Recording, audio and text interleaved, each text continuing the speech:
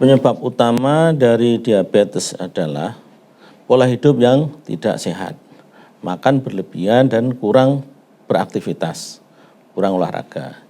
Jadi pola makan yang tidak teratur, itu akan menyebabkan gangguan di lambung.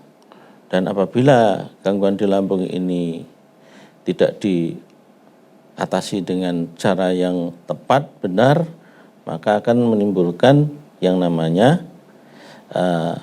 metabolisme lemak yang tidak bagus. Jadi kolesterol menjadi tinggi, kadar lemak darah menjadi tinggi, dan akibatnya terjadi resistensi insulin.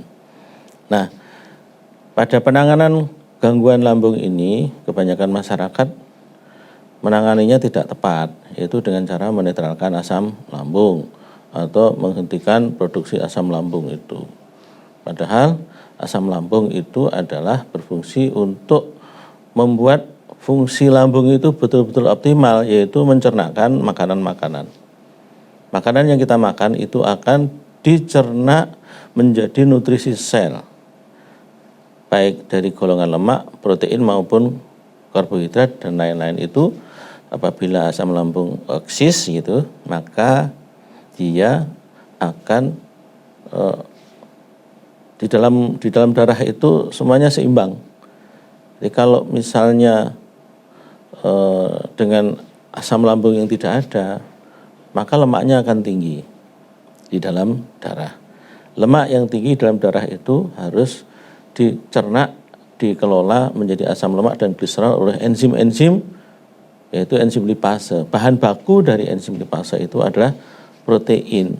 Sedangkan bila asam lambung itu dinetralkan, maka protein itu tidak bisa dicerna dengan baik, sehingga akan kekurangan bahan baku untuk membuat enzim lipase. Akibatnya apa? Lemak, kolesterol di dalam darah itu tinggi.